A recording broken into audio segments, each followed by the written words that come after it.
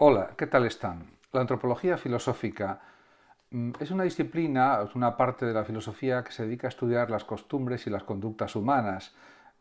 Tiene puntos de relación con la psicología también, pero trata de todo lo relativo al ser humano.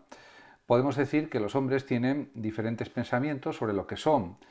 Cabría pensar, por tanto, en principio, que las ideas que tienen sobre sí mismos serían tantas como personas, pero ocurre que tales ideas no son originales, en el sentido de que hay una influencia social, una influencia histórica en esas ideas. Por otra parte, la pregunta clásica de la antropología filosófica es ¿qué es el hombre?, como también señaló el propio Kant en el siglo XVIII. Y pues esa pregunta, ¿qué es el hombre?, podemos también retrotraerla a antes de los inicios de la filosofía y encontrarnos también con las obras de Homero, la Ilíada y la Odisea, con Hesíodo, los Trabajos y los Días y otras obras, y no será hasta Max Scheler, ya en el siglo XX, que se proponga una antropología filosófica de una forma ya contemporánea. Aunque también podemos decir que ha habido obras que se pueden englobar ya dentro de la antropología filosófica. Por tanto, podemos decir que no es novedoso para el pensamiento mítico y filosófico el tema del hombre, sino que ha estado presente a lo largo de toda la trayectoria de la historia de la filosofía. Por otra parte, podemos pensar en el mito del Prometeo, que señala las diferencias del hombre con el resto de los animales. La filosofía con Sócrates también propone una mirada reflexiva sobre sí mismo, el famoso Conócete a ti mismo del oráculo de Delfos, y Platón también sostuvo que el hombre tiene un alma, que es la sede del pensamiento y de la vida, unida a un cuerpo y necesita mover ambos simultáneamente, así lo dice en su diálogo Timeo. Si bien el alma tiene el primado sobre el cuerpo, como señala también en los diálogos Fedón y República el propio Platón. Aristóteles, en cambio, defendió que el hombre es una sustancia compuesta de cuerpo y alma. En ese sentido, desde una perspectiva pues, realista, empirista y no idealista como la de su maestro y amigo Platón.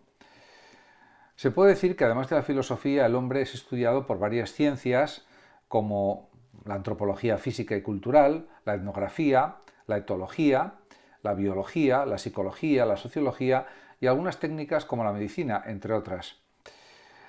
Si la idea de hombre fuera algo subjetivo, tendríamos una serie infinita, o por lo menos de unos 7.500 millones u 8.000 millones de concepciones, tanto como seres humanos que viven en el planeta Tierra, cifra que correspondería a la población mundial y por tanto sería imposible hacer una tipología. Podemos decir pues que las ideas relativas a la antropología filosófica son más bien suprasubjetivas y en cierta medida objetivas. Y estas ideas aparecen, como no podía ser de otra forma, enfrentadas, podríamos decir, y pretenden ser únicas y verdaderas.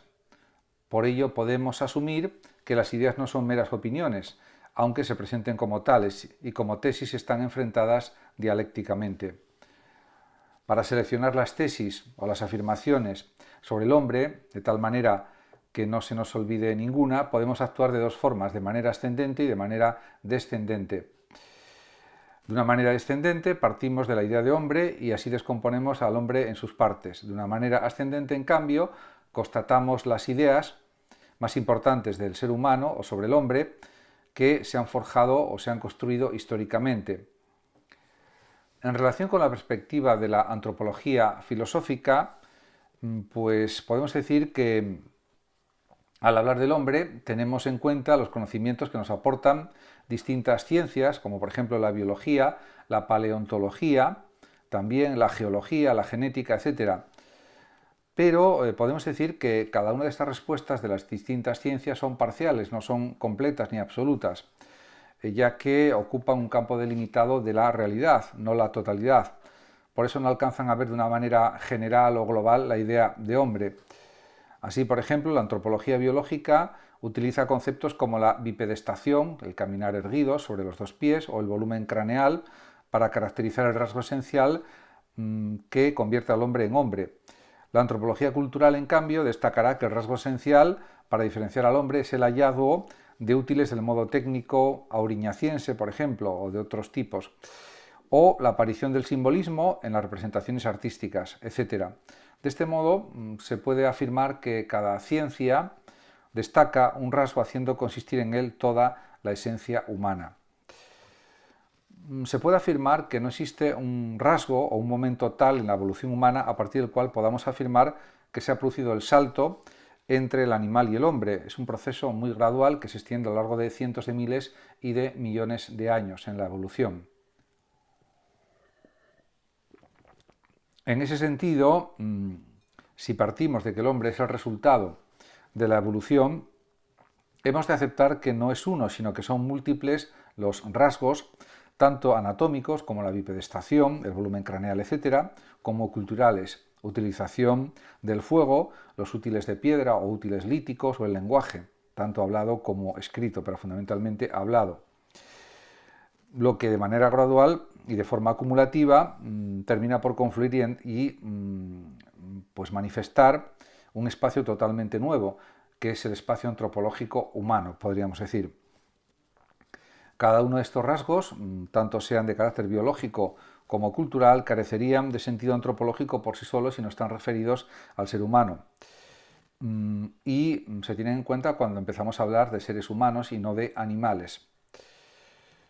En este sentido, también se puede decir que es problemático decir cosas como que el hombre inventó el fuego.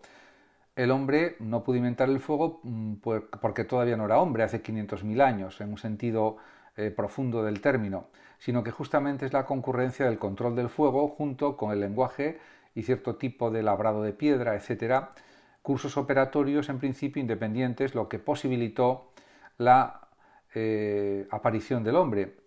Por eso podemos decir que no encontraremos lo específicamente humano en ninguno de ellos de forma aislada. Tenemos que partir del reconocimiento de la evolución y eso no implica que tengamos que quedarnos prisioneros de una visión biologicista del material antropológico.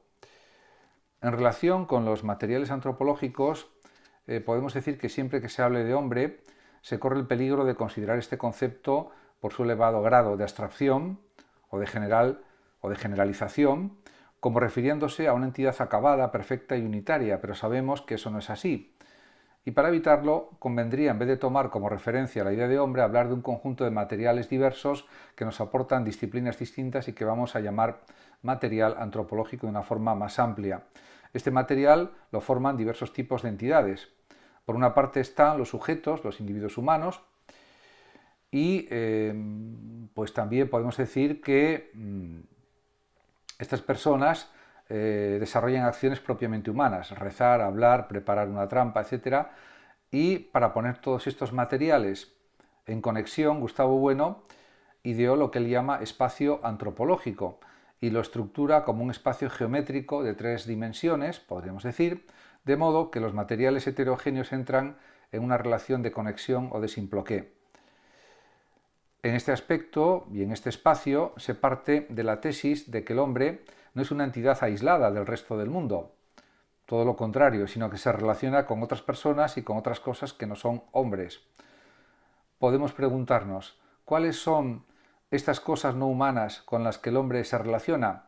Eso dependerá en buena medida del punto de vista filosófico que se tenga de la realidad. Estas entidades podemos considerarlas antropológicas en el momento en que guardan alguna relación con el hombre y sirven para ordenar las posibles relaciones que pueda tener el hombre con ellas. Según el materialismo filosófico de Gustavo Bueno, hay 3 tipos de términos y vamos a considerar que el espacio antropológico tiene los 3 ejes. En cada eje se sitúan una serie de materiales, de modo que cualquier cosa, acción o sujeto que podamos calificar como humano o antropológico, lo vamos a encontrar en alguno de ellos. Por una parte está el eje circular, es el eje donde se sitúan, podemos decir, las relaciones del hombre consigo mismo, si bien tenemos que hacer algunas aclaraciones. Esto relativo al consigo mismo no hace referencia a una relación reflexiva, como cuando un hombre piensa en sí mismo, sino que sobre todo atiende a las relaciones que tienen entre sí los seres humanos. Podríamos llamarlo relaciones humanas, pero podemos decir que el hombre es una entidad heterogénea y hombres son tanto los egipcios como los mayas como los españoles. Entonces, ¿por qué no lo llamamos eje de las relaciones sociales? Pues es muy simple, porque cambian y porque también hay relaciones sociales fuera del espacio antropológico. Por otra parte, está en segundo lugar el eje radial. El espacio antropológico podemos decir que no puede ser unidimensional. En este sentido, si fuera unidimensional sería idealismo o idealismo puro. Y el hombre no solo se relaciona con otros hombres, ya dijimos que estamos inmersos en medio de otras realidades no humanas, son las entidades que generalmente llamamos propias de la naturaleza o naturaleza. Por lo tanto, este eje hace referencia a los seres naturales. Y el hombre también es parte de la naturaleza. En ese sentido, también se puede decir que hay un tercer eje, que es el eje angular, que se refiere a las relaciones reales no imaginarias que no se presentan en el eje circular ni en el radial, ni se reducen a ninguno de los dos. Por ejemplo, si los extraterrestres existieran, los incluiríamos dentro de este eje, pero aunque exista tal posibilidad hoy en día, no podemos afirmar esa relación. En este sentido, podemos decir que este eje incluiría las relaciones con aquellas entidades no humanas, pero tampoco naturales, que tienen inteligencia y voluntad, que nos vigilan, nos acechan, nos cazan o protegen, etc. Esas entidades solo pueden ser los animales. Y en ese sentido, pueden ser considerados como algo bueno para comer, o no como algo bueno para comer, sino más bien como númenes. Serían relaciones de tipo religioso, unas relaciones reales, no metafísicas, pues el fundamento de la religión para Gustavo Bueno y para el materialismo filosófico está en la primitiva religación o unión de los hombres con los númenes realmente existentes, los animales salvajes, ya que los animales domesticados quedarían incluidos en el eje radial. Podemos decir que todo material antropológico se ordenaría según las relaciones que hemos establecido en estos tres ejes. Ahora bien, los ejes, aunque formalmente sean separables, existencial o materialmente no lo son. Es decir, podemos decir que cada tipo de relación no funciona de forma independiente, se necesita siempre el concurso de otro eje. Por ejemplo, una relación comercial es impensable sin que en ese intercambio no exista una mercancía física, que sería un término propio del eje radial. Por otra parte, las relaciones técnicas que se podrían colocar en el eje radial determinan nuevos tipos de relaciones circulares o sociales.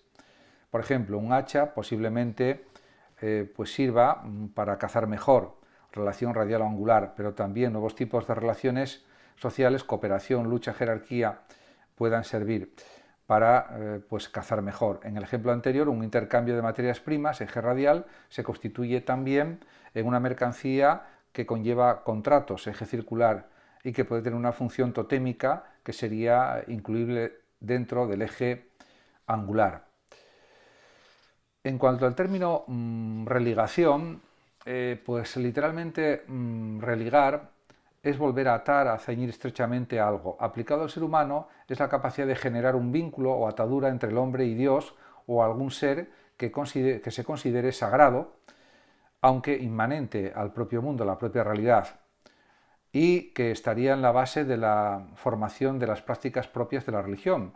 El término religación, según Xavier Zubiri, que es un gran filósofo español que nació en 1898 y murió en 1983, es el fundamento que nos une o que nos liga a la realidad y que tiene carácter de imposición. La realidad se nos impone, aunque no queramos, nos posee.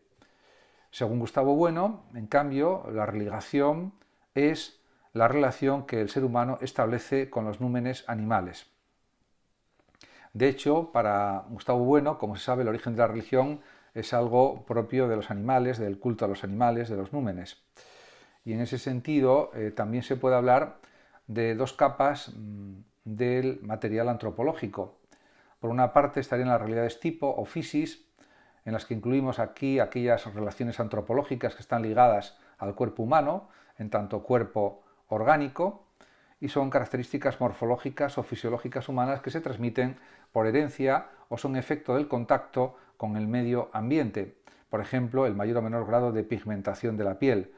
Por otro lado, están las realidades de tipo neuma, podríamos llamar, de tipo pi o neuma. Neuma significa aire, respiración, vida. Se pueden incluir en realidades de tipo neuma aquí las realidades antropológicas propias de la cultura objetiva, en tanto que productos extrasomáticos o extracorporales, como las realidades artísticas, una pintura, una sinfonía, etc., o los objetos técnicos, un hacha, una lengua, etc. Si no admitiésemos esta capa, entonces las ciencias biológicas abarcarían por completo todo el material antropológico y el hombre se explicaría solamente por estas ciencias. Pero existen contenidos propios de la antropología que no pueden ser reducidos a la biología. Estas dos capas de material antropológico no están aisladas, sino que se relacionan entre sí de tal manera que se puede decir que los cuerpos orgánicos de los seres humanos se relacionan unos con otros a través de entidades pertenecientes a otra capa, a la capa pi, frente a la capa phi, por ejemplo, a través de objetos de cultura objetiva. Realmente, cuando hablamos de contenidos extrasomáticos, pues son los propios de la cultura humana, que no van referidos a cada sujeto individual, que sería algo pues intersomático, ni a los grupos sociales, que sería intrasomático, sino a los seres, sino a las obras resultantes de las operaciones más bien de los sujetos. Muchas gracias a todos por su atención, saludos como siempre, a los oyentes de Radio Sofando de México y hasta mi próximo vídeo.